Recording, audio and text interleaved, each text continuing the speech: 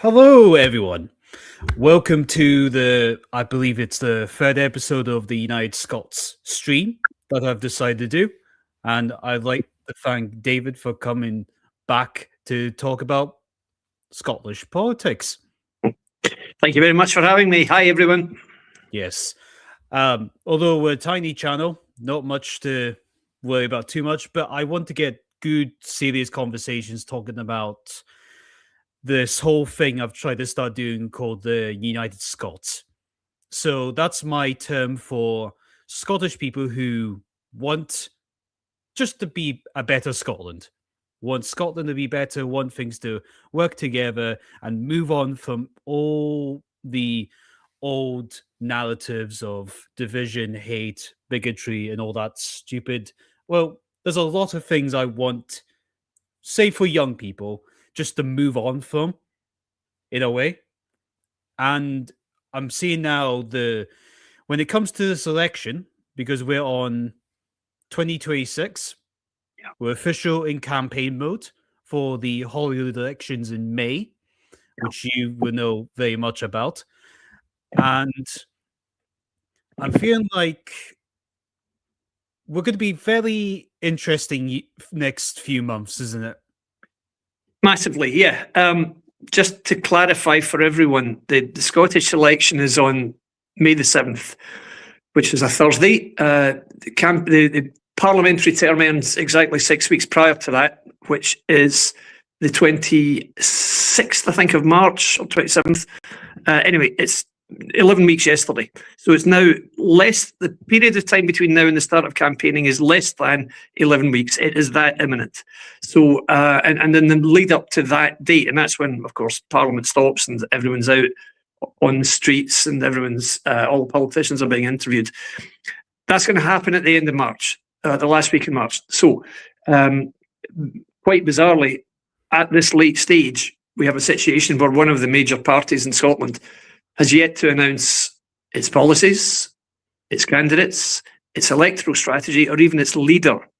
And we're being asked in all seriousness to vote for this party as the only option to stop the SNP. And I'm looking at this thinking, I've never seen anything like this in any election in my life. People are saying to me every day, why aren't you getting behind this party, Reform? And I'm saying, what do you want me to get behind? Which candidates is it you want to see elected? And they'll say, oh, that will all come out. Oh, what? When? Seriously. So we did hear yesterday that they're going to have their leader announced next week. And interestingly, it was revealed that the leader of Reform UK Scotland will be announced following a decision made in London. So he's going to be handpicked, or he or she is going to be handpicked by Nigel Farage. There will be no, they have a huge membership in Scotland, they keep talking about it, but nobody's going to get a vote. You think, hang on, guys. And the interviewer said, so it's a coronation rather than a competition. And the interviewee, Malcolm Offord, who's apparently the favourite, said, oh, no, it's competition because other people are involved. Yeah, but one of you is going to be selected, just going to be picked. You're not going to be elected, so it's a coronation, right? Oh, no, you wouldn't have the point at all, but it is. So that's the strange thing for me. What's also strange is we've got the traditional pro-UK parties, Labour and the Conservatives particularly, knocking spots off each other, particularly Conservatives having a go at Labour, I would have to say. Labour mostly these days aims its guns at the SNP, quite rightly so. But every day you'll see Douglas Ross or Craig Hoyer, one of these guys saying, Labour, this is terrible, all this happening under Labour. And you just think, guys, why are you doing this? Well, it's, of course, because of the usual narrow self-interest, and it's very annoying. And that's what we're going to have to see for the next few months. So, there. I would say it's a bit of a gloomy outlook at the moment because the SNP is still leading in polls. Reform is starting to show its second place in some polling, but a long way behind. And people are misinterpreting that as saying, well, of course, Reform can win then. No, that means Reform can come second. That's what it means. So, if this is the great new broom that's going to come in and vote Reform, get Reform, vote Reform for real change. And what real change are we going to get? An opinion poll last week showed that as things stand, Reform are on track to get 19.9% of the constituency vote, and that would give them 4 seats, 4 out of 73. Whereas the SNP was on track to get about 34%, which would give them 61 seats. 61. before. And so when I mentioned this to online Reform, people said to me, oh, well, that proves it then. We've all got to get behind Reform. If everybody votes Reform, we'll be fine. Hang on, well, if everybody votes for the Women's Institute, they would win. But it's not going to happen. It's never going to happen. And I can see the graphic you put on there. I think that's the latest Westminster poll, which shows Reform getting 1 seat. So you think, this is just crazy. And a point I made, actually, sorry to just keep talking about this, in that poll, in the poll last week, it showed that the Lib Dems were on track to get 9.7% of the constituency vote, with Reform getting 19.9%. But interestingly, it still had the Lib Dems winning more constituency seats than Reform on less than half the vote share. Why? Very simply, because the Liberal Democrat vote is very focused. It's focused on the areas where they can win. That's where they get most of their support. Whereas Reform is just everywhere, blanket. And it's just not good enough. It's not going to be good enough to win them many, if any, constituency seats. And I just don't see how this is going to help us at all. A new party coming in saying they're going to change absolutely everything, and all they're going to do is hand certain victory to the SNP is what it looks like. And I just think, no, guys, I can't have this. I cannot be any part of this, and I won't be any part of this. And, the very simplistic answers is, as I said, people saying, well, if we all vote Reform, then they'll win. Yeah, well, if we all vote Labour, they'll win, come to that. If we all vote Lib Dem, they'll win. Or if we all vote for the Family Party, they'll win. But we're not all going to vote for anybody. That's just the point. You can do it. You can succeed at an individual level if you focus on every seat uniquely and say, okay, this is what I think here. Yeah, you can do it. But what doesn't work in Scotland is a one-size-fits-all. Why not? Because the Lib Dems are strong in the Highlands and Islands and in certain parts of Edinburgh and in certain parts of Fife and in certain parts of Dunbartonshire. That's where the Lib Dems are strong.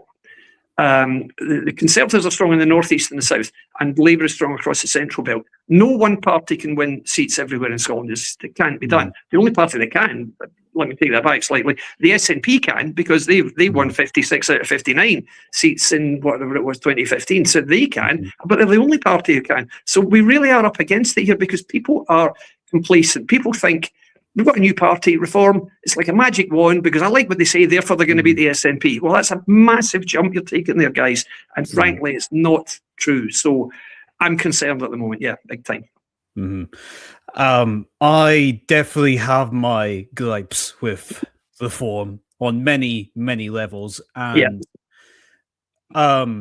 probably I'll be holding back just because I could be going on for hours about how much they screw up on basic things, even what they were doing just the other day with the mayoral vote, also the mayor candidate, where that's even annoying people up here for some reason. And it's like, didn't expect that at all. But that's all different news for down south, because I don't want to give the nationalists, or I call them the toxic nationalists, the SNP supporters, the independent slot. That's what I frame them all as, nationalists. I know we are in a political cycle now where we kind of need to get to terms on understanding Britain is in a nationalist movement right now, where the idea of a female Muslim was bad idea for the London English capital, if that makes sense. For that. But when it comes to Scotland, it's interesting that we have a nationalist party that seems to be a bit of everywhere, just trying it's a bit everywhere. And like the whole Scottish politics is everywhere. And it's hard to pinpoint exactly what everyone is doing or what they're wanting. But I'm also realizing there's people that's kind of just falling in line like sheep. Which is this goes to the Reform, this goes to Conservatives, this goes to Labour, this goes to the SNP. I know I've kind of mixed up my words there.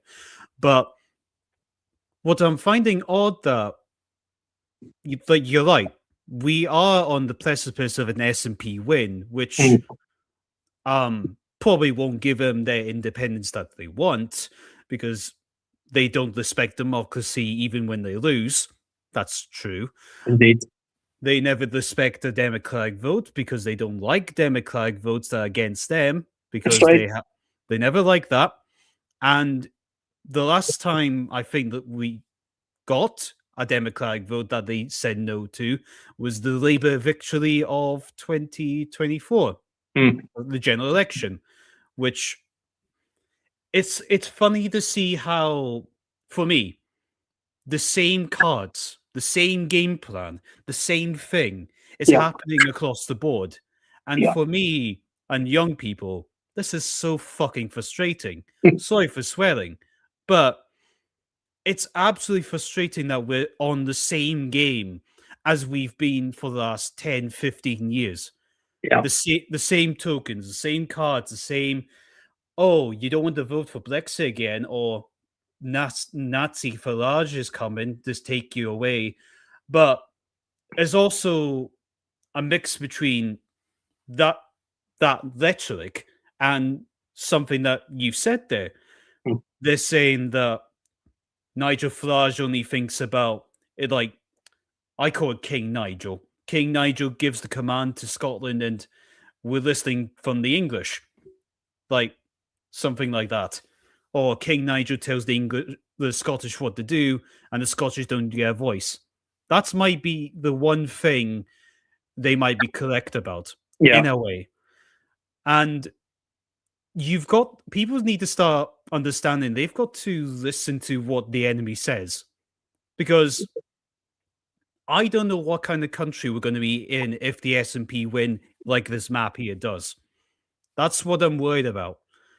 Because I don't think there's much hopes left for young people or just people in general for what's going to happen next.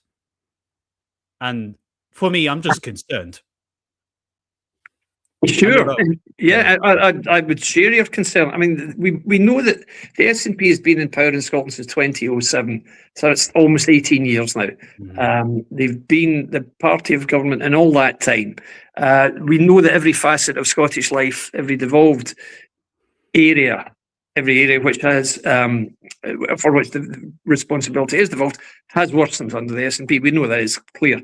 Education, health, roads, obviously drug use, it's public services, just ridiculous. It's been appalling. They've run several projects extraordinarily badly. The ferries just being just one. I mean, laughable stuff, genuinely awful. The way that they're running other nationalisms, like the rail, for example, it's just dreadful. You know, they've made a great fuss of scrapping peak fares, but you still get fares which only apply at off-peak times. So there aren't peak fares that are just peak times at which there are different fares. And you think, come on, that's just a lie. You know, it's ridiculous. The people being hit hardest on that are pensioners and people who are over 60. So quite disgraceful. So yeah, that's what we've got. So we've just been for 5 more years of the same.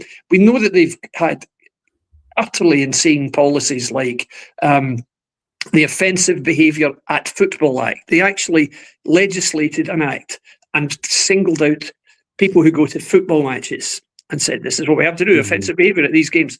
What the hell are you talking about? Even their own people said, look, you can't do this. And it was eventually scrapped. We've also had the Gender Recognition Reform Bill, which, as we all know, said that anybody who said that a woman would immediately become a woman and would have to be treated as such. And if you misgendered them, you could go to prison.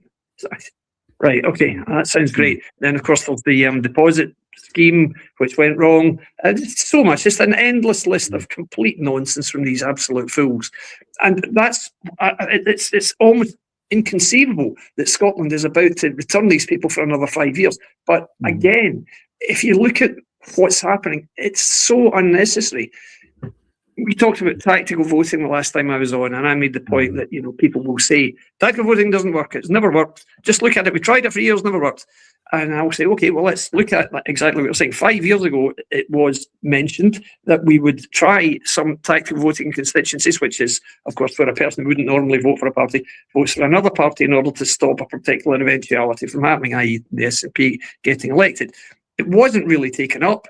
But that's not the reason it failed. The reason it failed is the SNP took 47.7% of the constituency votes. It is impossible for tactical voting to deal with it, to beat a hand like that. It's not possible. You would need literally everybody practically to vote the same way, and it doesn't happen in Scotland, as we know. And there were several examples of seats where the SNP beat, say, Labour by 1,500 votes, and the Conservative candidate came in third with 9,000 votes, and then the Lib Dem came in fourth with 2,500 votes. And you just think, what is wrong with you people? Seriously, letting the SNP win with less than 40% of the vote, it's just so needless. All it takes is not the parties to get their thinking straight. It just needs voters to look at it and say, this is what happens. This is what will happen if you keep voting this way. Luckily, 18 months ago it is now, 2024, there was a massive uptake of tactical voting in Scotland, and it had the desired effect. 39 SNP MPs lost their seats, and that additionally lost them an awful lot of money in funding, which has massively curtailed their ability to run an election campaign. And that's why you see John Swinney on social media every day, because he can't afford to pay anyone else to do it. So, it's and when people say tactical voting didn't work because it landed us with a Labour government, yeah, but hang on.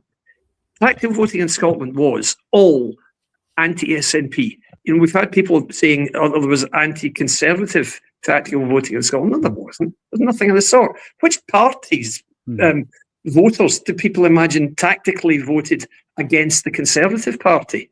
Because Labour voters voted Labour, Lib Dem voters voted Lib Dem, and the SNP voted SNP. Are they saying that SNP voters tactically voted for the hated red Tories to get the blue Tories out in London? Of course they're not, because there's no seat where Labour was the challenger to the Conservatives, because the SNP were the holders of 48 seats and had come second in the 9 before. And what happened last year was they then, or 11 before it would have been, because there were 59 seats. But what happened 18 months ago was the SNP came second in 48 seats and won the other 9. So the SNP is still the challenger in every seat to whomever if they don't win it. So this idea that people would tactically vote to keep the Conservatives out is frankly a farcical lie. Of course it didn't. There was massive widespread anti-conservative tactical voting in England, particularly to the benefit of the Lib Dems, but not in Scotland. The Conservative vote share pretty much halved in Scotland,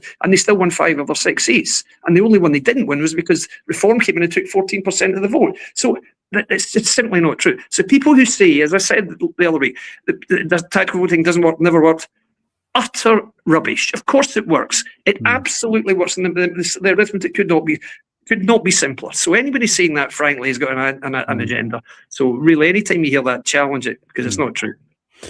And that's where I would like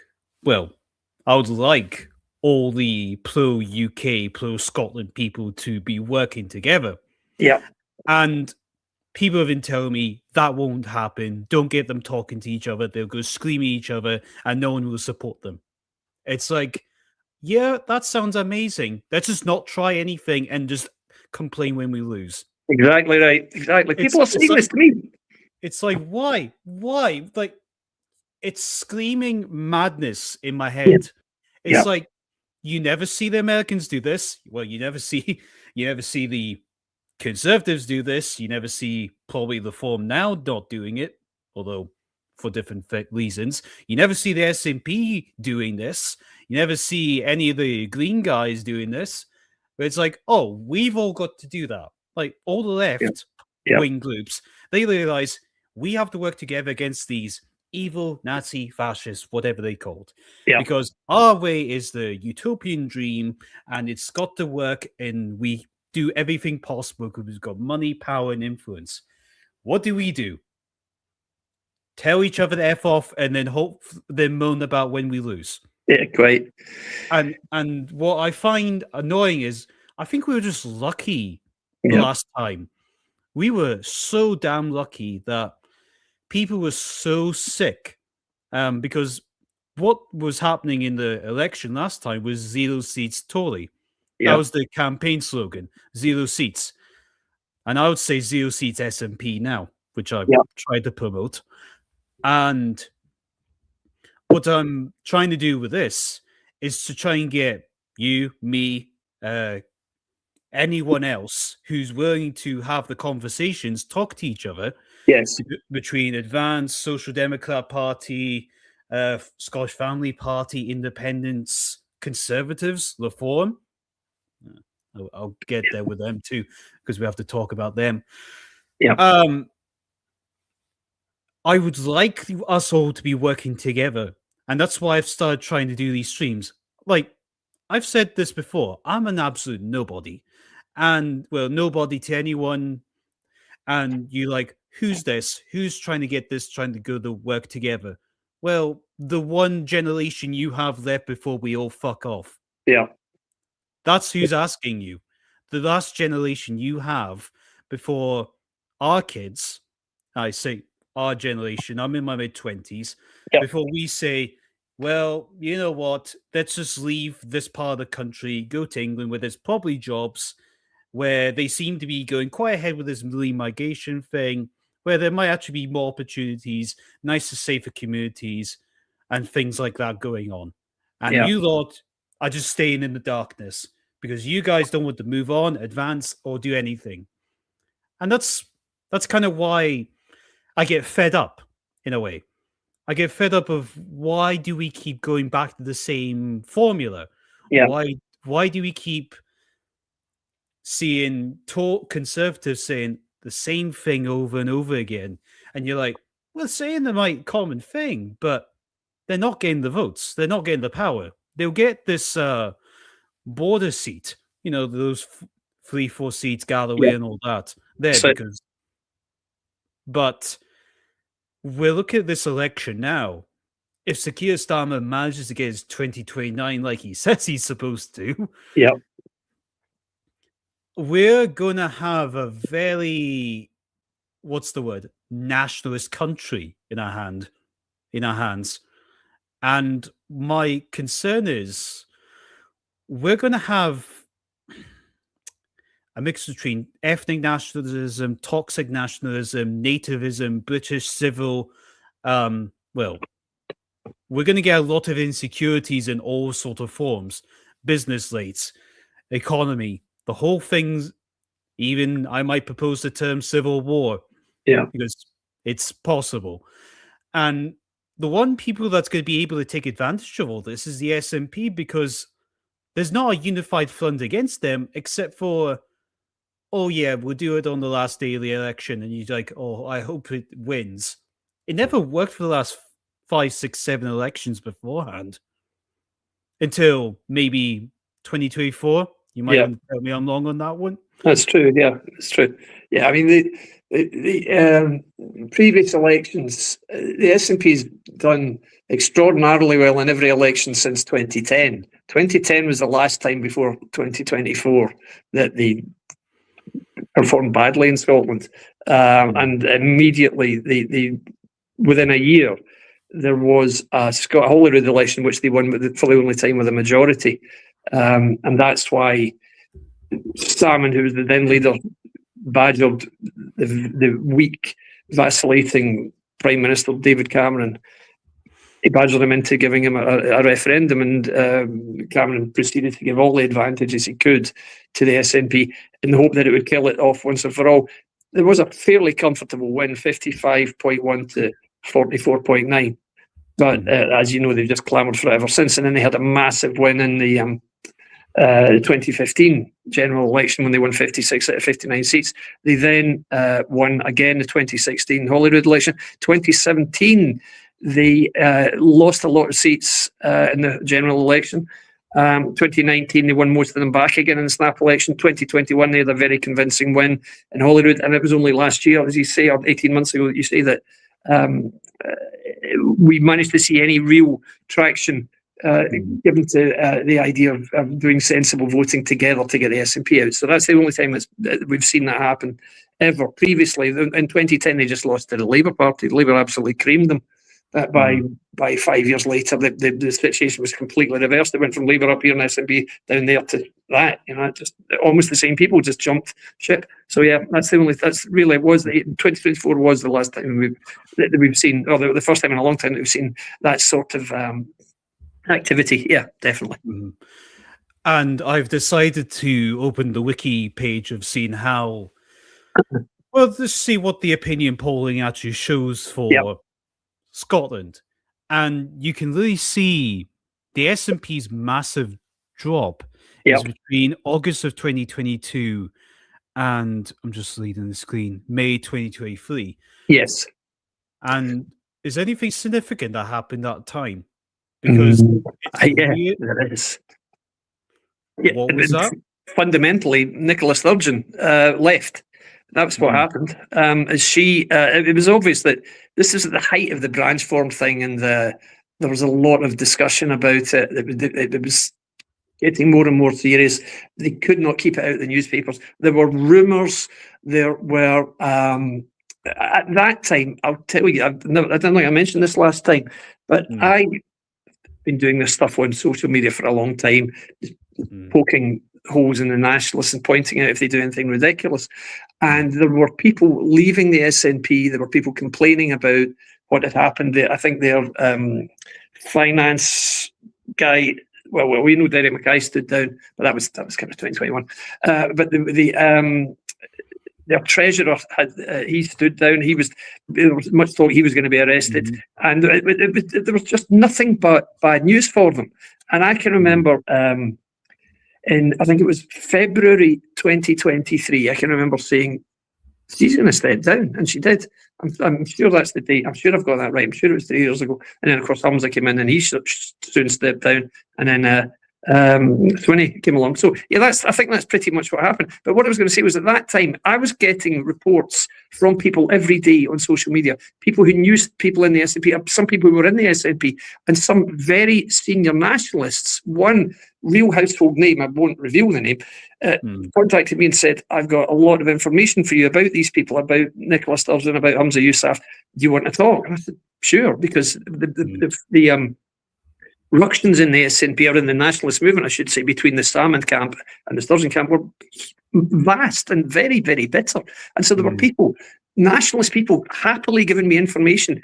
A lot of it turned out to be correct. A lot of it was a bit fanciful. So at the time, I made 4 predictions. I said, okay, Sturgeon is going to step down as leader. She's going to be arrested. She's going to announce that she's stepping down as an MSP, and she's going to announce that her marriage is over. And I got widely ridiculed. And what happened? All 4 of those things happened. Now what that means is either I'm really good at guessing what Nicola Sturgeon's going to do, which is possible, or somebody's telling me something very close to Nicola Sturgeon has been leaking stuff which has got back to me, either directly or indirectly. So draw your own conclusions, guys, but something's happened. How is it I'm able to see exactly what Nicola Sturgeon's going to do next? How's that possible? And I was widely... He's a Jedi. He's a Jedi. Exactly, that's it. Exactly that.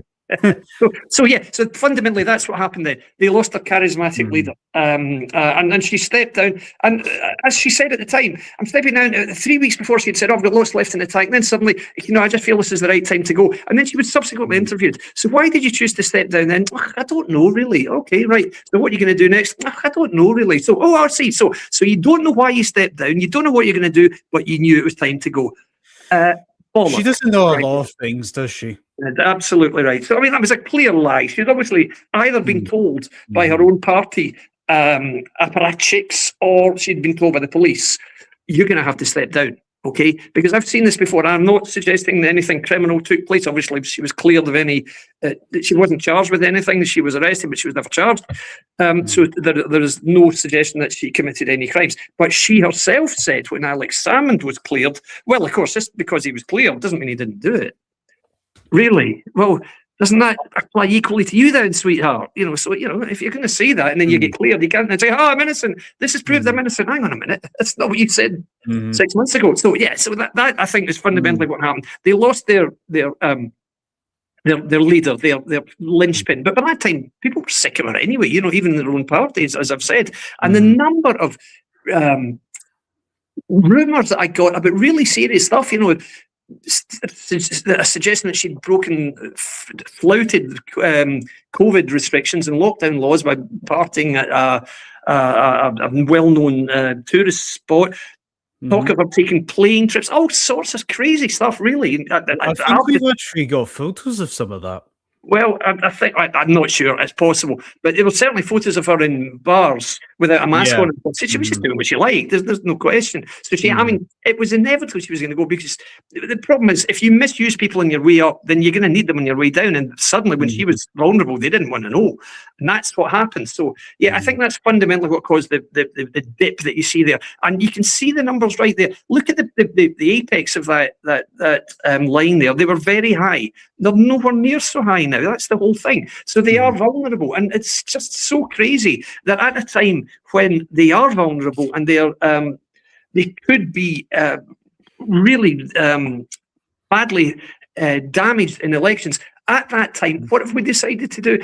I know, we'll take an already limited, finite anti-nationalist vote, and instead of splitting it 3 ways, we'll split it 4 ways. Brilliant. So you're handing back all of the advantage you've got. Now, the thing about reform is, they keep saying in Scotland, we're going to change everything. Vote for us, you'll get change. Vote for us, you vote reform, you'll get reform. Right, okay, apart from the fact that the opinion polls show the absolute opposite. You vote reform, you'll get 5 more years of the same.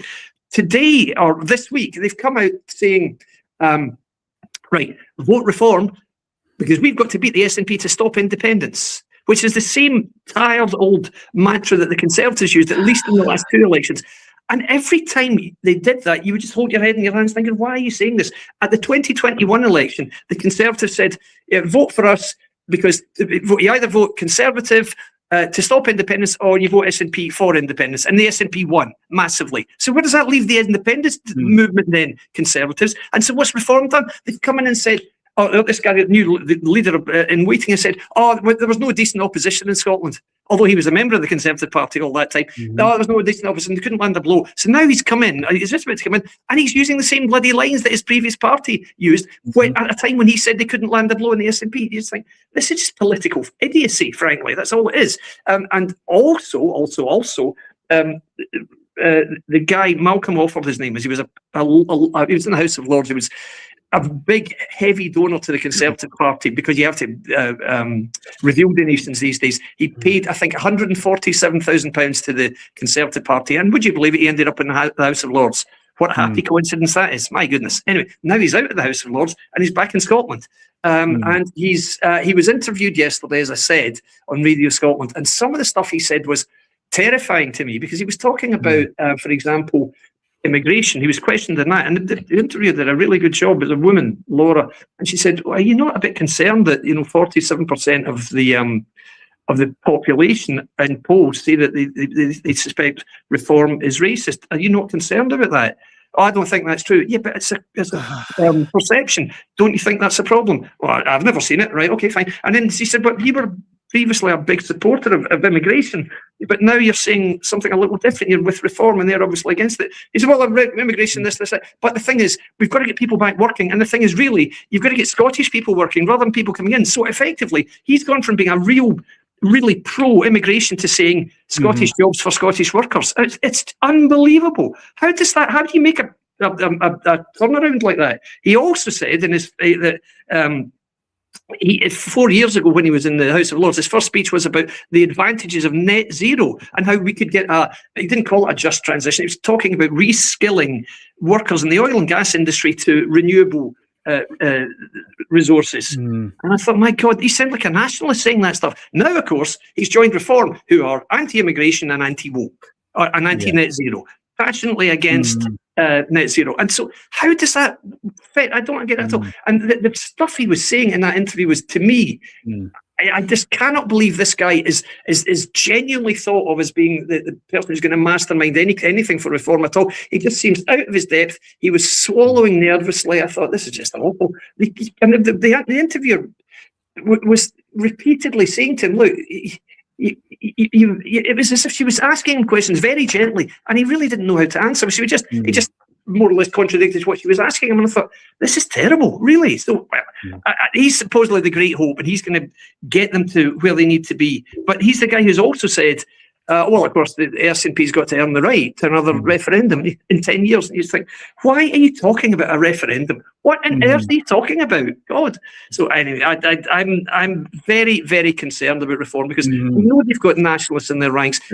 All I would say is, if you really want, if you were a nationalist or you were a part of a nationalist movement and you wanted to destabilize the anti-nationalist opposition to you, what would you do? You would try and hijack a party and you'd get in there like a Trojan horse. And they are.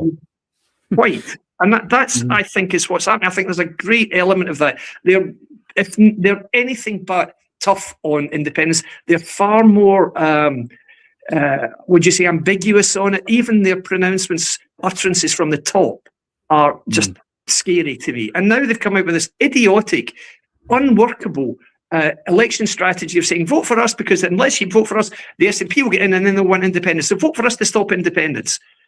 Oh, honestly, I mean, you could not script it any worse than they're doing right now.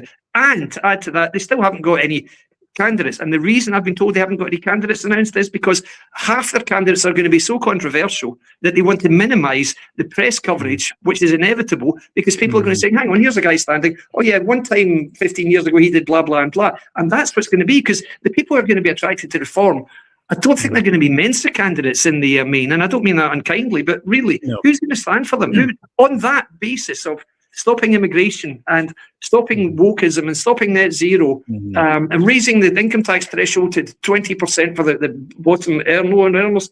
Well, that's all great, but who on earth is going to join up? I'm not sure you're going to get many university professors or many economists joining up on that basis, but who knows? What do I know?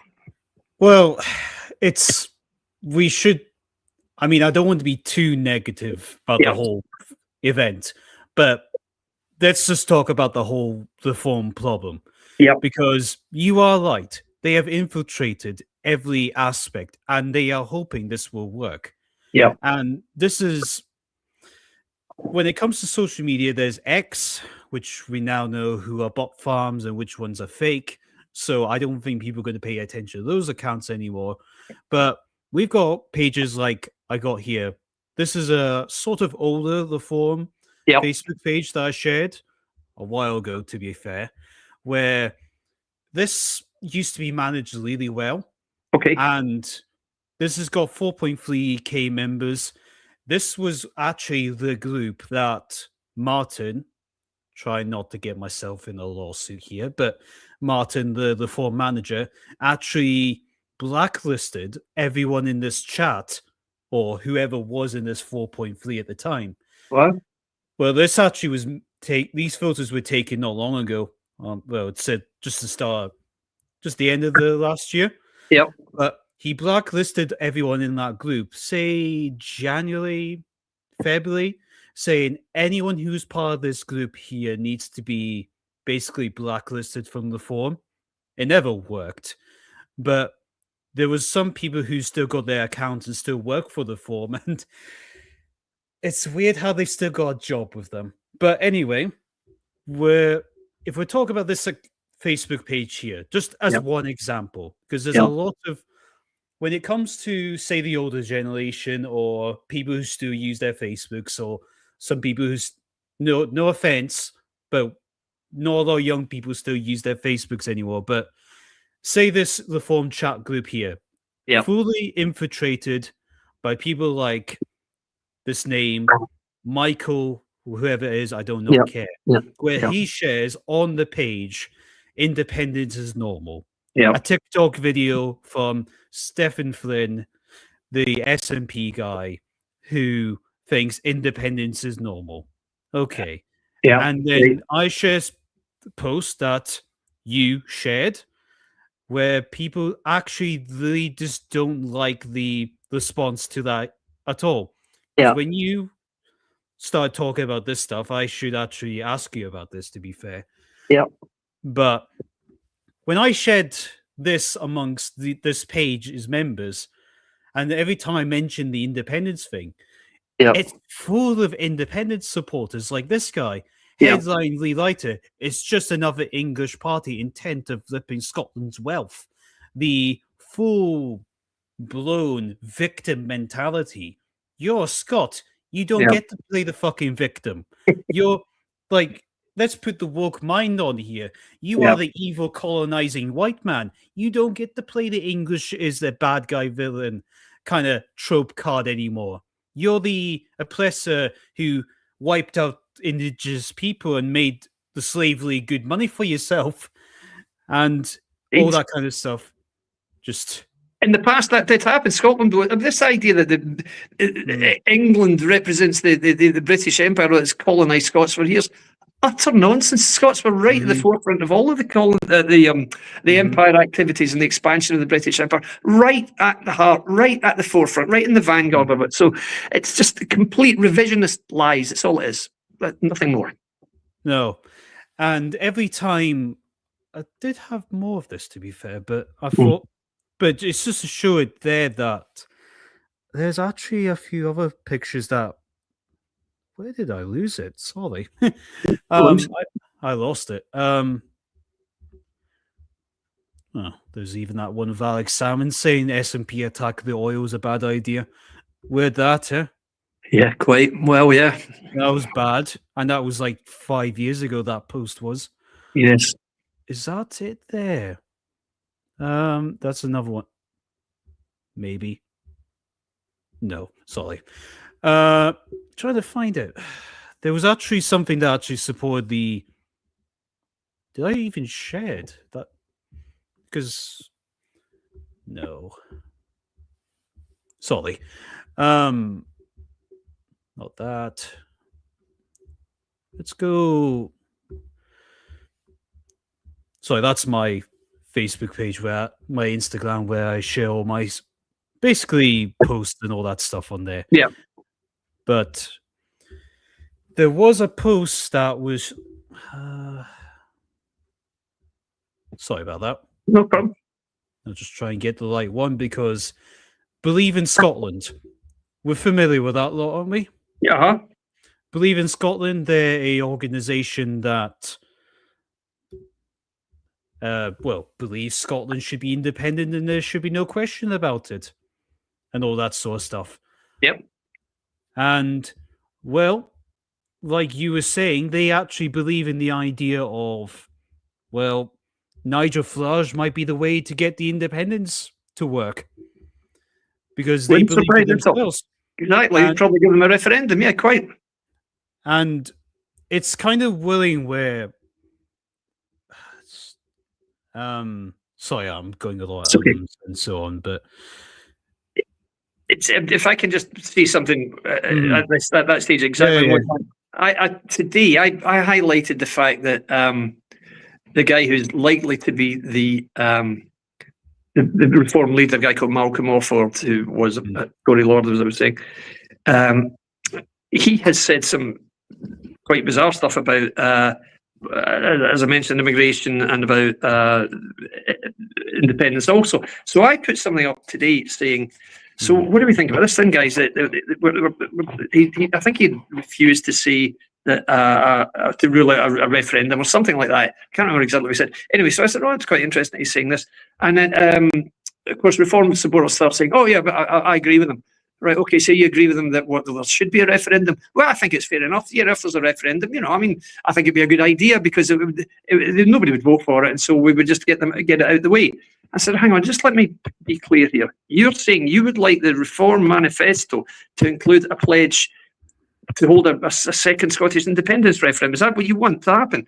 Well, I'd be perfectly happy with it. I think it's a good idea. I said, well, Malcolm Offord doesn't think it's a good idea, because yesterday, he's been a bit ambivalent on it up to now, but yesterday when interviewed, he said, oh no, there's no appetite for a Scottish independence referendum. And when it was pointed out to him that actually there's 50% support for independence, he said, oh no, there's no appetite. Well, okay, fine, all right. Anyway, so having said this guy that I was chatting to, this Reform supporter, he having said, I think it's a good idea to put it in the manifesto. I said, well, actually, Malcolm Offord doesn't. He said, well, I agree with him. Hang on. So at the moment, you just get anything that this guy said, anything this new leader says, the sheep among the Reform support, I'll say, oh, he's right, yep, he's absolutely right. Okay, but he's just contradicted. So yeah, but he's right. Hang on, we can't be right both times. He must be right one time or the other. So which is it? You're just seeing people who are so desperate for a hero. They're so desperate for a magic wand, which you can just say, okay, what do I not like? I don't like the SNP. Right. Do you like Labour? No, I don't like Labour. Right. What's the answer? Ta-da! Reform. That's the answer. They can beat both of them. Right. So a new party with, just to repeat, no policies, no electoral strategy, no candidates and no leader in 11 weeks, they're going to beat the SNP and Labour, who between them, in 80% of Scottish seats, are good for 60 to 70% at least of the vote. And a new party with no policies, no leader, and no candidates is going to beat them both. And just to put that point on, this is why I couldn't find it. Yeah. Because the same chat thing got this Peter guy, who's a real person. I said, as a joke, this doesn't help independence from England because this thing is full of independent supporters. Yeah. But you've even got this Peter guy who's actually saying, oh, well, it doesn't matter. I mean, they could just go ahead. Independence course is welcome to their, as long as they agree with the form, is the way to go. Absolutely. So, this is the way to go. So you are going to willingly, I think I actually did say back to him. Yeah, there we go. As like, independence course are welcome to theirs as long as they agree to the form is the way to go. Once in power, we can revisit the independence argument from, well, no doubt, of the best way the whole country. And if your people, Scotland, want another vote on it, I'm for that. You're in the Scotland chat of the forum, and he's not the only one. And I'm like, as long as the anti-UK supporters support the forum, that is okay. Laughing emoji. And I'm like, what the fuck is wrong with you? It's almost. What is this? Yeah, I know. It's childlike. What would you say? Naivety in a way. Exactly. Naivety is one. Exactly. And it's just complete faith. It's complete faith. People are saying to me, you should get behind reform now. All welcome. Get behind reform now, right? What am I getting behind exactly? I say to people, okay, which candidates in particular are you looking forward to getting into Holyrood in order to make a difference for reform? Oh, it doesn't matter who they are. Whoever it is, if they're reform, they'll make a difference. Oh, will they? Right, well, Graham Simpson's a reform MSP, having previously been a Conservative MSP. So what difference has he made in the year that he's been, or however long it is, that he's been wearing a turquoise tie instead of a blue tie? What difference have we seen as a result of one guy no longer being a Conservative but being a reform MSP? And how will it be any different if anybody else takes the same path? And why is it just disgruntled Conservatives who make up the vast bulk of the people going across to reform? And people say, well, everyone's been involved in a political party before whenever they join. Well, I wasn't. I started getting involved in politics for the first time 5 years ago. I'd never been involved in any party before. So where are people like me? Where are they? Apparently not getting involved with reform because they're all coming across from the Conservative Party, having given the Conservative Party an awful lot of money like Malcolm offers. But now they've decided, I don't like them. And Offers saying all this stuff about, when he was questioned about immigration, he said, well, of course, I said that I was behind immigration 5 years ago, but since then, of course, we've had the Boris wave, as he called it, all these people coming into the country. But in the last 5 years, for almost 40 months of that time, the Conservative Party was in power, and Malcolm Offord was in the Conservative government. So if he didn't like the way that immigration was going, why didn't he leave before 3 weeks ago? What was he waiting for? So they just strike me as a bunch of opportunist chancellors who will say anything just to stop the interviewer going any deeper. Just say, no, that's not right. No, you're not right. No, that's not right.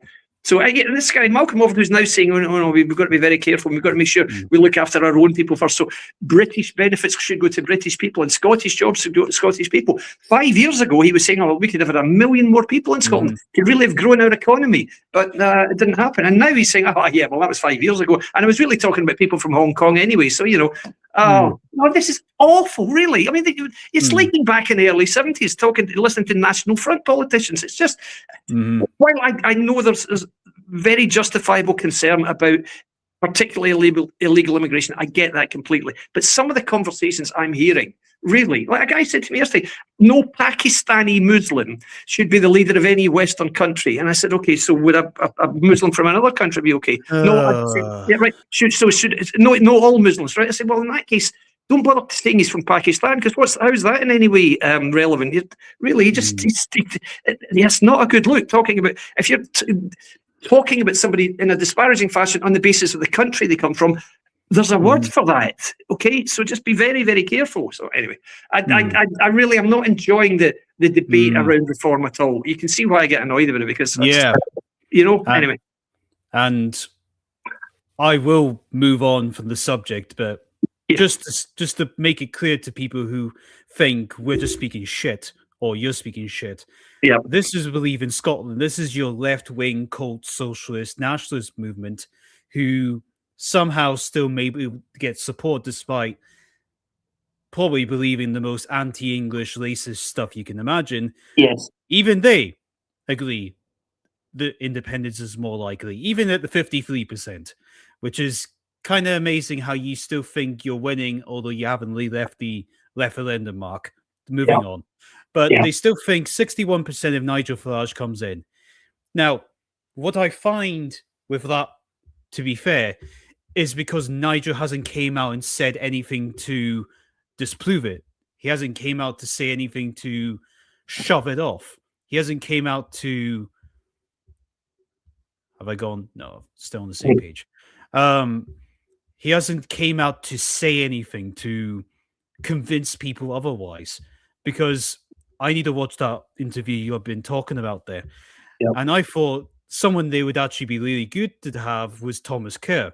He's actually, although he's former Conservative, he's actually not the worst. And I was like, he's the only one with a public face that will probably be good for them. But moving on from them.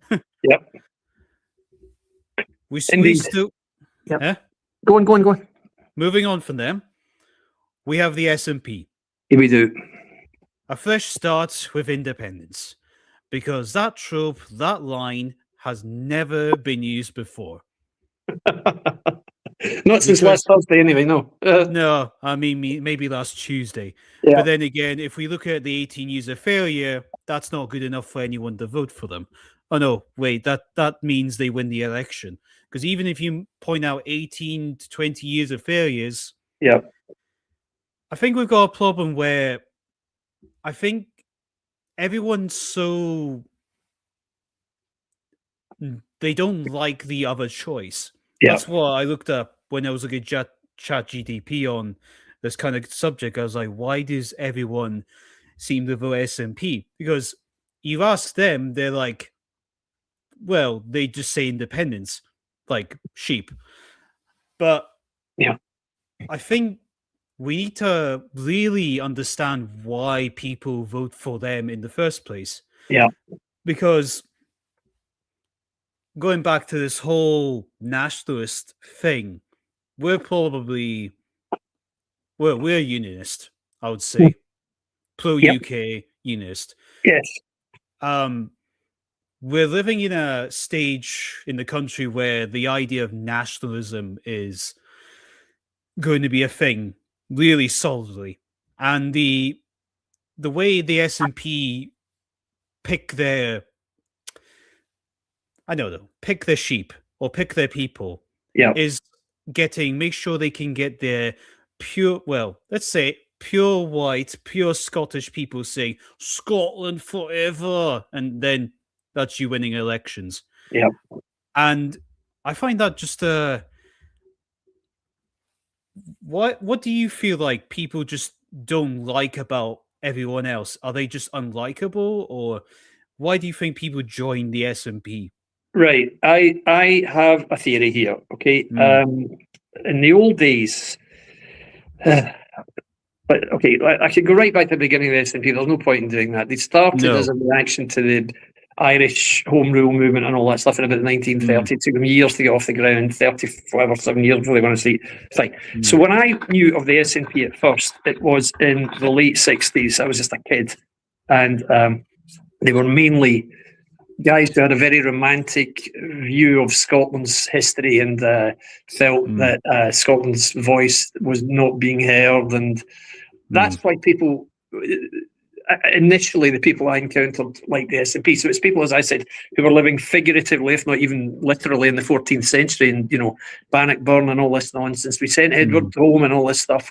And then in the early 70s, this awful song, Flower of Scotland, became famous, and talking about sending Edward home to think again and we can be a nation again and all this. Yeah, okay, great. And at that time, of course, it was the Scotland's oil thing, the boom in the North Sea, and it looked like Scotland might get wealthy, but of course they spoiled it by saying, well, it's all ours and we want to leave. And yeah, okay, well, if Scotland had been left to their own devices, no oil would have been mined is the problem. So, and in any event, it's American companies almost exclusively take the stuff out of the sea. So anyway, so that was happening. Then it came to about, they had the abortive referendum in 1979. There wasn't enough of a threshold reached for it to happen. Then in 1997, the Labour Party came in after 18 years out of power, and straight away they said, "Okay, we'll give you another vote for devolution," and it got passed. So the SNP was quite strong then. Then it went from a devolved government and a parliament in Edinburgh to being, okay, well, how about we become totally independent? And so that movement started in earnest then, and it was only one of the key. I feel like milestones was Alex Salmond realised that there was a perception that the SNP of old was a Protestant party. Now, people feel very uncomfortable when you talk about this stuff in Scotland because of the whole religious angle, and it seems like if you do this, people think you're being sectarian. It's nothing of the sort. It's just recognising trends. So it was seen as a Protestant party. One of the former leading lights in the SNP in 1982. I think his name was Wolf, said, "Oh no, I don't agree with this papal visit to Scotland. Scotland is not a Catholic country." This was a leading guy in the SNP. It was unbelievable. Of course, the Pope did come to visit Glasgow, and that's what happened. Anyway, so Salmond saw a little bit of an imbalance here, so he set out to target the Catholic vote because it was felt that the particularly the Irish Catholic vote, or the Irish Republican vote, if you want to put it that way, in Scotland, voted pretty much en masse for Labour. No pun intended when I say mass, pardon me. And anyway, so Salmond, set out to attract and to win over the Catholic vote. And there was one incident which I was told was very pivotal, and that was in those days, it was just the beginning of, if you like, same-sex relationships being really taken seriously, and gay couples adopting children and all that sort of stuff. And somebody told me that the Catholic Church had approached Scottish Labour to say, look, you can't tell us that any Catholic children are going to be adopted by same-sex couples. You've got to stop that. And Labour said, absolutely not. We're not going to stop that at all. It's perfectly legal, perfectly legitimate. Gay couples can be very loving parents. And they said, right, that's it. We can't vote for you in that case. And Salmond, it is said, don't worry, we'll sort that out for you, to the Catholic Church. And almost overnight, as I said, this thing went like that. I have no idea if that's true, but that's what I've been told. And so the Catholic vote en masse went across from Labour to the SNP. So that's one thing that happened, I'm told. Don't know if it's true, but that's what I've been told.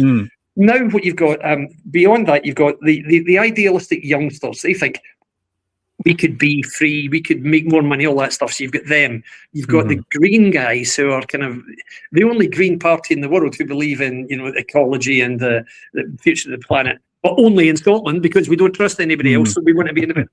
What a load of nonsense. Then you've got the guys I talked about, the romantic old guys who still think it's 13, 14. Then you've got another group, which is the hard left Labour guys who would have voted for Corbyn.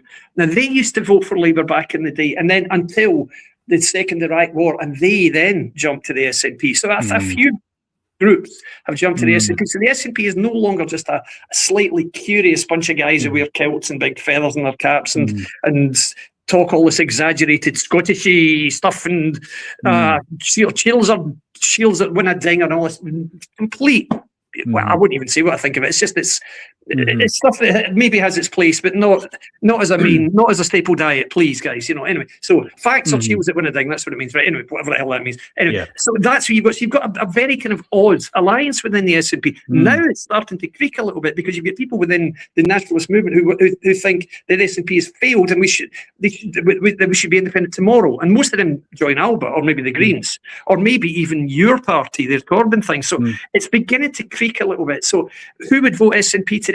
I would just say, why would you? On the basis of what? What would say to you? You know what? I like the way the SNP spent £700 million building 2 ferries, one of which has never sailed.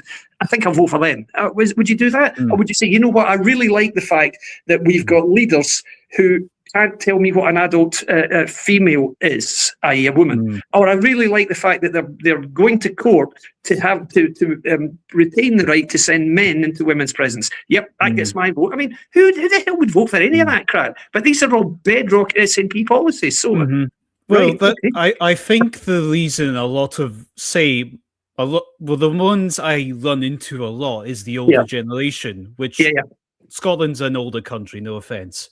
But I think they still live on the nostalgia that if you support the party, the independence will happen and our dream of Braveheart will happen. I call that the Braveheart mentality in a way. Yes. Yeah. The idea of something will happen because the fantasy of the fantasy of the fantasy will happen because I believe the first part of the fantasy, so the next part of the fantasy will happen after that. Yes. So it's going to happen. No? Okay. Right, no? exactly. No? Okay. No? Okay. I guess we just go back to racism. Blame Westminster. Your fault. That's what it is. Exactly. Westminster.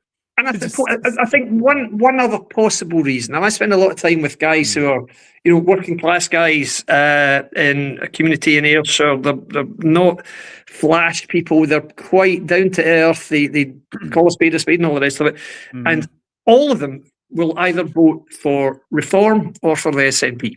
So I think there is maybe a section of the community to whom that sort of stuff appeals. The idea that there's a very simplistic answer, and of course it's all Westminster's fault is what the SNP say. If only we were free, then we'd be fine. Now you've got Reform saying, of course, it's all the traditional pro-UK parties' fault, the legacy parties, the uni party. If only we could get rid of them, then everything would be fine. It's the same message, really. It's just it's like one person, a puppeteer holding up 2 puppets who are both saying pretty much the same thing, and people are saying, I think the puppet on the left is more to my liking. Oh no, I think the one on the right with all the tartan on, that's more to my liking. And it's the same guy holding them both up. So he's just this is just ridiculous. Guys, how can you be so easily duped? Seriously. So but people do think that voting SNP is an expression of your freedom. I speak to a friend of mine who said, when I voted for independence, I was actually in tears. I was crying as I voted for put my X in the box. I thought, God, it's good job the vote went the way it did, or else you'd have been crying afterwards, I can assure you. I know. And I was one of those yes voters that was at 16 that was told we would be independent on day one. And I remember being a manipulated 16-year-old. So if anyone wants to say they've never seen, like, they don't know what 16-year-olds think, you just give them all 3 things and then they'll vote for you. That's one of many, many very tactic socialists use. But it is baffling in a way. It's baffling in a way, but it's also understandable in a way. Yeah, true. I agree with that. And this is what I say about reform also. I totally understand the appeal of reform. Populist party taking very easy wins, if you like, saying, stop the votes, stop net zero, stop wokeism, raise income tax thresholds. Yep, lovely. Is it real? Are you going to get into power to do it all? I would suggest probably not a chance. No. Can you stop the votes? How? If they could have been stopped by now, they would have been stopped by now. So I don't believe that they've got any answers at all for that, to be honest with you. I think the way that international law is, and particularly the European law is, and the fact that you've got the laws on asylum, you simply cannot stop people coming to your country seeking asylum. You can't do it. You will never stop the votes unless you really target the gangs. But it seems that's not happening. So because they're certainly still coming. Sorry. No. Apparently, according to Dominic Cummings, he's really came out and exposed the entire Westminster pit hole about how bad it is. Right. Because what he's explained, I hadn't got a link to because I didn't think we would get to that. Yeah. But it's not just what you said. It's actually the Whitehall establishment. And then they've put the ECHR involved, and they've got a whole army of lawyers who are backed into Whitehall and all that kind of stuff. And then they're fighting amongst each other. So anyone like, who is that? woman. She used to be. There was she's. Oh, I forgot. Oh, Suella Braverman? Yes, she couldn't get things done because, well, basically she would be threatened with you're going to get sued or probably put to jail or something like that because of HR lawyers or something like with ECHR. Yeah, the human. What is it? The European Commission on Human Rights, ECHR. Yes. Yeah, that and then an entire army of lawyers, an Yeah. entire army of things that would happen because Right. I would like to tell the nationalists one thing. I think we all hate Westminster. Okay? Yes. I Yes. think we all hate Westminster because I never put this video in because it'd be so annoying to watch for us anyway. Definitely for anyone else. Yeah. Where this guy says we, like the unionists, loved when Boris Johnson was trying to F over everyone with COVID and lockdowns. And he was just trying to make us look bad because he wanted his independence so bad with his Scotland football shirt on. And I'm like, just stop. Because he was like, we wanted the English people to be cutting off Scotland or something like that. That's why he was making his video. But what they don't understand is, well, their independence movement, let's just put the nail on the coffin there. Their independence movement is an English hate movement, basically, because their main argument is we just don't like Westminster. Yes, we all fucking hate them. We do not like Secure Starmer. We don't like the government. We don't like the establishment. We kicked out the Tories last time. We didn't do it up here. And now we're all basically wanting that Whitehall thing revamped. That's why you got the form that says, we'll do something to change things. Yeah. And you're like, right, that's the appeal there. Because now the establishment parties are now getting destroyed themselves. We've seen opinion polls where the Reform and the Greens are toppling over the old parties. And you're starting to... It's funny in a way, but it's like I'm kind of going away from my own argument here. Yeah. I'm just trying to push on to what's on this screen here. Basically, the old ideas of things are going, and these people are trying to so desperately hold on to whatever they've got left. It's actually kind of sad and pathetic in their own way. Yeah. And this is all I just see from the independence movement is like, I hate Westminster, but really, I can't say anything good about the English people or their culture unless I'm effing one of them or it's my wife. And it's like, this is where the whole argument starts falling apart. Yes. Me. And it's like, you cannot actually come around and say anything good about the English people. And I'm like, racist, proper racist, Anglophobe, whatever. Yeah. So if we move on from that, we move on from understanding what... Well, we know what they are. We know what these people are. Let's talk about ourselves a little bit. We talked heavily about Reform. Yeah. They've got their problems. I'm just going to show this video clip here. It's absolutely nothing special. Okay. Obviously, this is the Conservatives talking about the taxes are too high. Very simple clip, but let's just hear this from, is it Russell Finlay? Yeah. Yep. Yeah. Taxes are too high in Scotland. Scots are forced, not asked, to pay £1.7 billion extra a year through SNP income tax rises. Yet they see a wasteful government utterly incapable of fixing public services that only get worse. As demonstrated once again today with the revelation that bed blocking costs the NHS up to £500 million every single year. The SNP's list of costly failures is truly endless. Struggling workers, families and businesses, they all deserve a break. That's why in next week's budget, we're calling on John Swinney to reduce the crippling financial burden by cutting income tax. Taxes. That's awesome, but Yeah. you're not relevant anymore. No, afraid You're not. not. You're not relevant. Um, This I- post has got 26 likes of all things. it's strange because I'm baffled by the Conservative Party in Scotland. They've run such poor campaigns for years, all very much on the basis of one line, which is vote for us because we're the only party that can stop independence, which has never worked because they've beaten handsomely every time, as I said, and now Reform has copied it. Anyway, but the Conservative vote share really is on the precipice of being wiped out. If Reform wins seats in constituencies, the only seats they will win will be current Conservative seats. That's all that will happen, because they're not going to win in Labour stroke SNP strongholds, because who the hell is going to vote for them? So they might win in North East, for example. But where was I going to say? Oh, yeah. So we've reached out several times to the Conservative Party, saying, okay, well, do you want to chat? Not just me, but people who are in the same boat as me.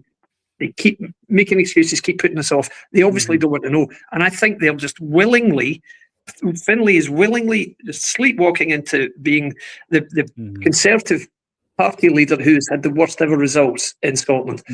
He won't last, obviously, if that's the case. I'm puzzled by it. I'm really baffled by it. I don't know what on earth they think they're doing, these guys.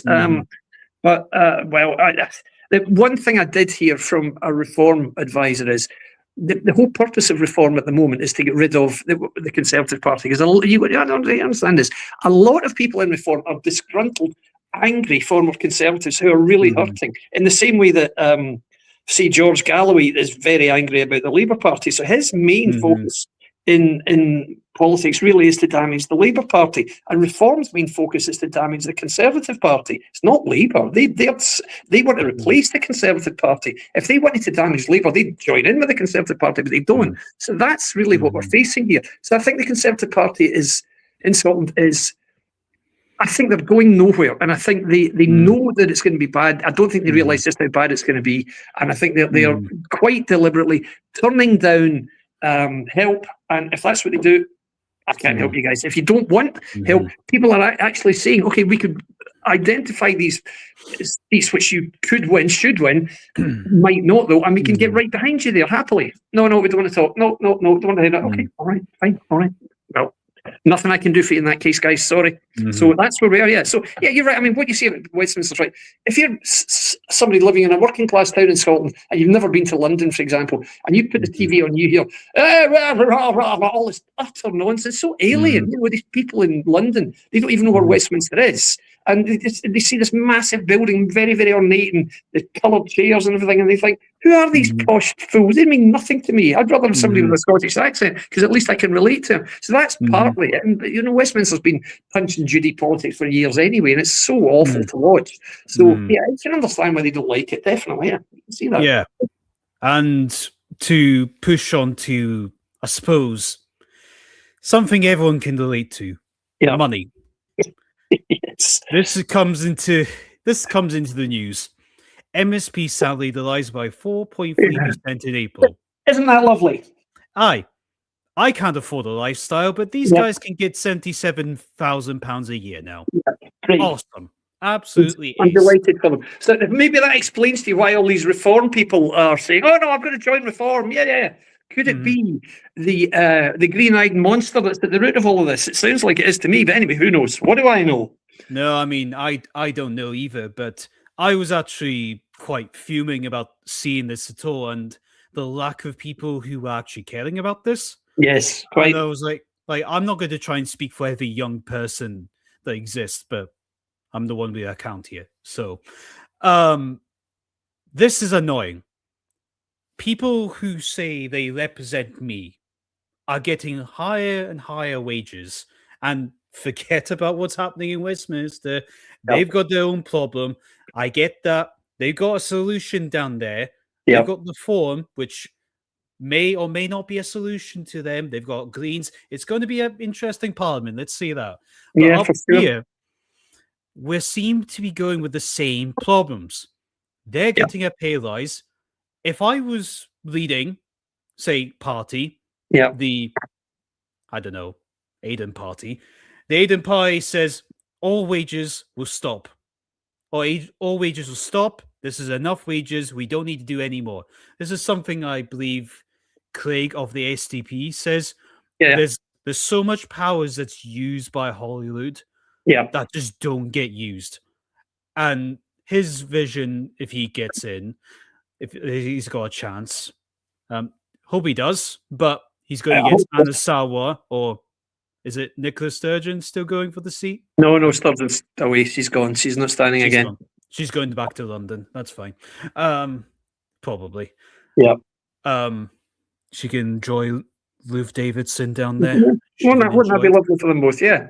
Great. Yeah. Anyway. Yeah, so I suppose the question is, you were part of the majority. You know Mark Devlin very well. And you know his wife very well. Now they're part of something called Ending Hollywood. Abolish Hollywood, yeah. Abolish Hollywood. Yeah.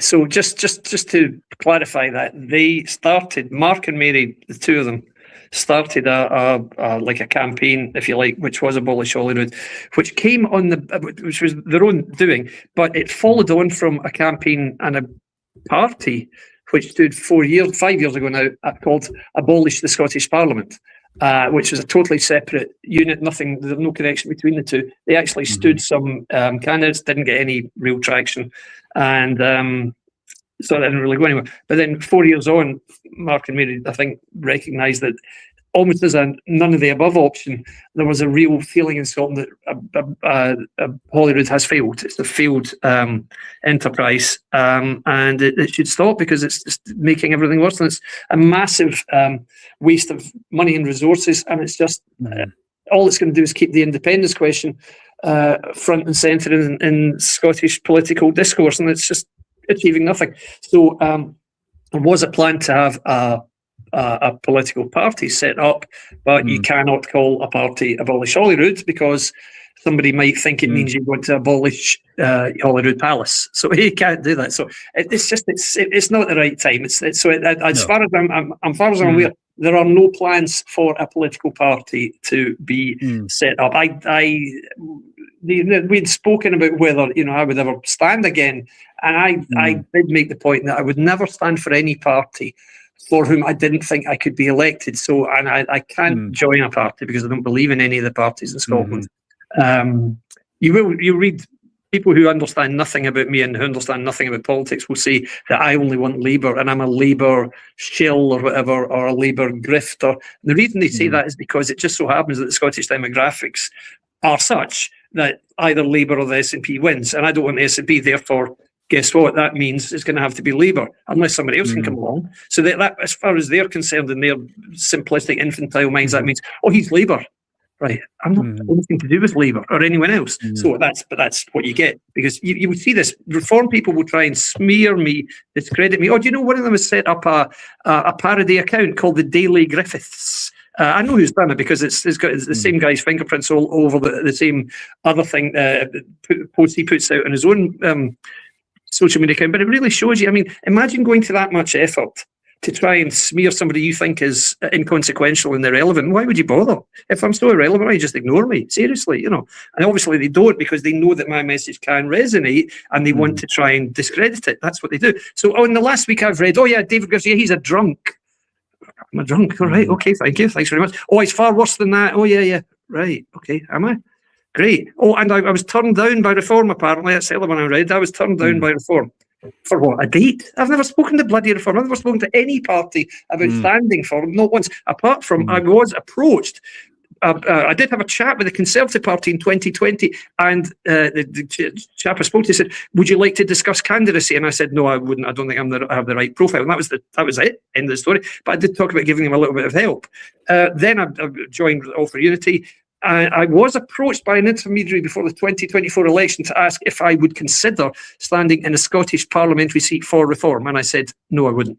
And that was it. And the reason was because, as I said, they won't get elected. I will never stand again if I can't be elected. And I don't really agree with Reform. So no, the answer is no. And that's an absolutely true story, as is everything I say. So so that's what you read. So it's because I obviously have something that they fear or that it makes them feel uneasy, and so they make up all this complete nonsense. And that's what happens. You'll see it if you'll see that. And this is what I'm saying about Labour and all these attacks about me just being in Labour's pocket. And people whom I know very well say this, and I have to keep saying to them, anytime I talk to you about the SNP, don't just answer something about Labour, because I have nothing to do with the Labour Party. Or if I moan about reform, don't give an answer about Labour, because if you want to take it up, have a discussion about the Labour Party, talk to someone from the Labour Party. I'm not in the Labour Party. I'm not connected to the Labour Party. Okay? And that's it.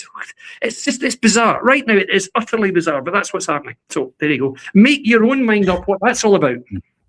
Yeah. So I can see why you hate them. Okay, yeah. You got a pile on. I got a pile on for disagreeing with Steve Laws. Oh, right. I got a little pile on just for saying he's probably taking Tommy Robertson out of context, and I'm like, right. He's a Zionist shill, and I'm like, nice, just nice. Couldn't believe it. And yeah, this is what happens. But they do see this. It's Twitter these days. It's like spending time in a sewer, really, because you get people. It's like it's almost like the equivalent of people dialing a telephone number at random and screaming at you. You're screaming abuse at you. That's what Twitter's like. People who've never met you would never speak to you in the way that they do face to face. And they're saying all these ridiculous things. It really is. It's not a pleasant medium at all. Genuinely is not. But I don't care. No, I see that on Instagram as well. It's absolutely nasty. Oh, Instagram's supposed. Well, funny thing about Instagram for people who don't know, it's actually got a bias filter. So if you're right wing, you get right wing filled content, and if someone comments something that's out of your sort of vocabulary or your your imprint on the internet, it actually doesn't show up. But if you start saying "Free Palestine" all the time, it'll show you all the Palestine accounts. It'll show you all this stuff. Same with Facebook. And there was a tattoo artist that I said, "Oh, I guess you don't like this Scottish woman having an opinion," and he just calls me a fuck nugget. And I'm like, oh, okay, thank you. I'm like, ace. And then I use my another account to talk to someone else, talk to him. And he says, oh my God. And he's like, why the fuck are you talking to me? I'm like, you feel really hurt, aren't you? Like, all he did was just swear and lag and on. And it's just a typical lefty. And I'm like, these people are just not. Oh, I know. Well, I know. It's ridiculous. I know. You're right. They're not well. And this is where I did try and do this with Craig and Stephen on the first episode. This is why I talked about the nationalism stuff. Yeah. Where I suppose this sort of does flow into this picture here, sort of. Are we okay on time? We'll start thinking about wrapping up shortly, but yeah. Yeah, that's fine. I suppose another news where it comes to the politics, Advanced UK has now got different regional directors as an national expansion accelerates. I heard, yeah. So, I know, it's absolutely tiny, I'm sorry. Don't worry. But they have got people for Scotland. Yes. They've got national directors, and unlike Reform, which I was going to cover, but I think we've covered them enough. It was actually a really good post between, Malone Fraser and the Reform account. Where he called them out, and I was like, I shared that before on the screen, but we never got back to it. But it's like, we got the message. Yeah. We mentioned it in passing. So anyway, Advanced UK.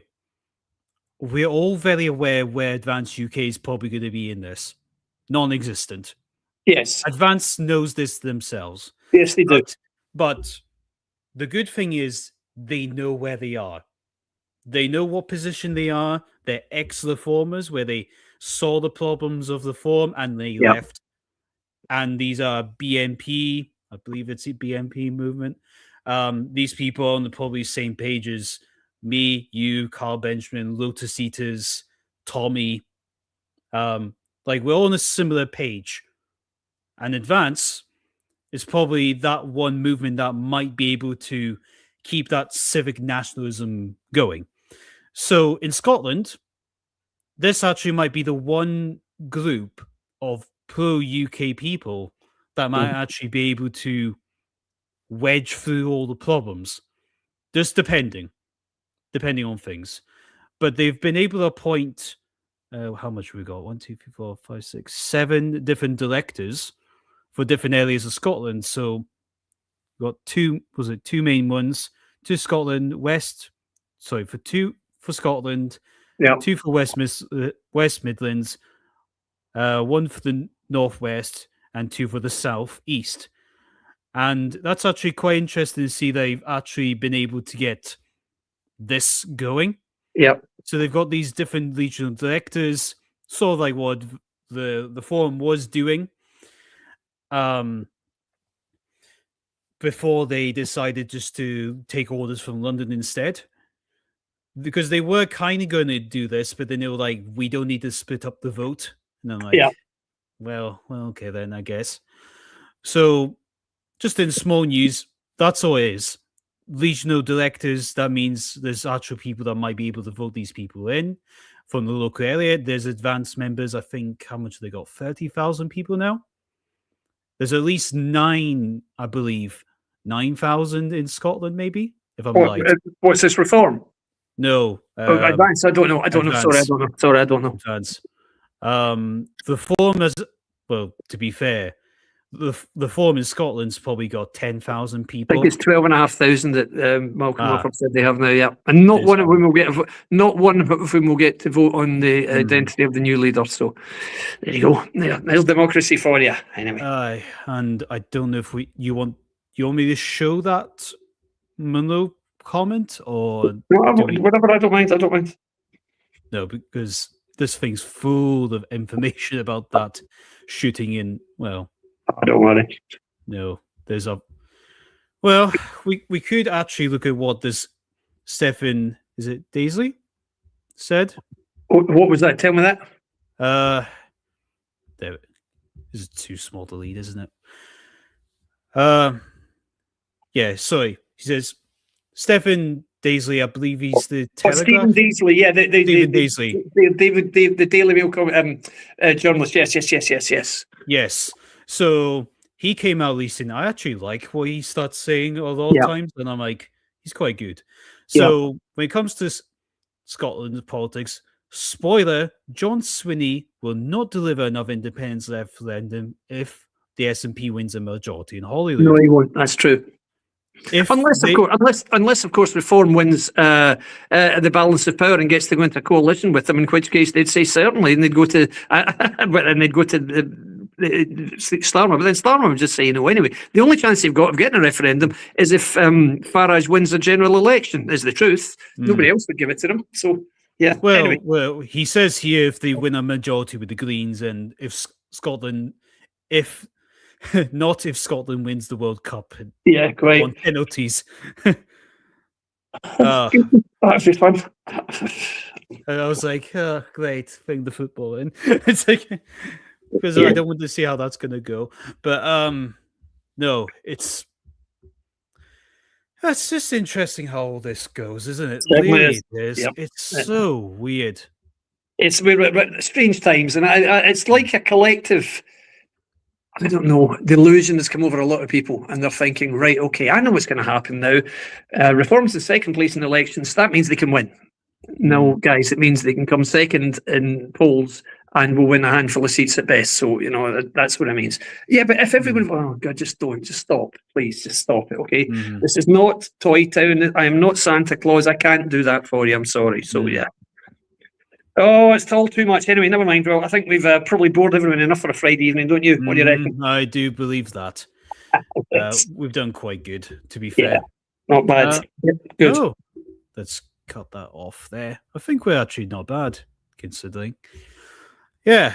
So what we should really be taking away from this, we need to be fair and actually figure out what to do next. Yeah. Yeah, well, I've always said I'll wait until all the candidates are announced, And guess who we're waiting for? You'll never guess which party we're waiting for. And once that's done, there will be the first draft of a tactical voting guide. Because people can sneer at it all they like. They can say, no, you don't understand. Reform's going to win everything. Yeah, okay, whatever. Great. Okay, in that case, go and vote Reform. Good luck. Meanwhile, in the real world, we'll talk about how we can beat the SNP. So that's what I'm going to do. Once the last of the candidates has been announced, I'll do that. So, yeah. And I'll continue to try to talk to the main parties, just to say, look, this is what I think we're really facing here. I think there are still vast areas of Scotland where only one party can beat the SNP. I don't believe that the entire Scottish electoral landscape has changed to the extent that now it's only going to be Reform or SNP. I don't believe that at all. I don't believe that in places like Orkney, like Shetland, like Caithness, like Inverness, certainly not in South Scotland, certainly not in Central Scotland. I simply don't believe it. I may be wrong, but who knows? We'll see. Polling will be very, polling and betting sites will be very instructive and very revealing as we get close to election day. Because,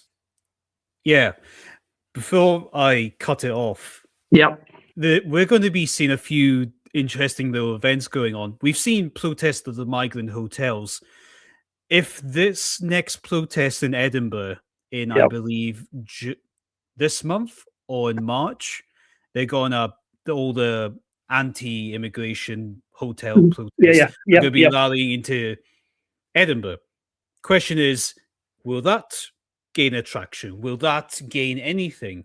Because that's actually a new face of how the politics is going to go. The only problem is I'm not sure how that's actually going to go, because we don't do that anymore, or we never have. We know Believe in Scotland does to promote their cult agenda. But there's that. There's the parties. And I've always suggested, I've started suggesting now, we really need to start building a culture of our own. Like a MAGA movement in a way, but a fun one where the what do you call it? The unionist group or the unionist club used to have events where they had speakers coming on. That's right. And it's like, we can have that if we can just convince people to do it. Yeah, I think that's true. I think you're right. I mean, I've spoken at several Unionist Club events, many, probably a dozen or so, and you do get great. When you're looking at some Ben Habib last time, and I was like, wow, you got him up here.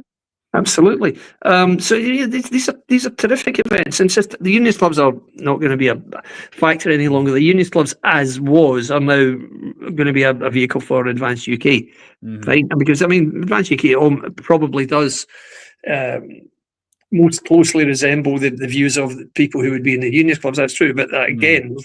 No point in voting for them if they're not going to get any votes, would be my view. But everyone knows everyone knows that's the thing anyway. I'll start one. We've got John Wass that does some of these protests. I've got my own production firm, doesn't do much, just produces this stuff. And I'm willing to do it, but I'm needing people to come.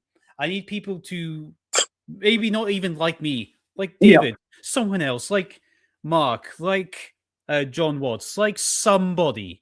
Like, we need to get ourselves together on this.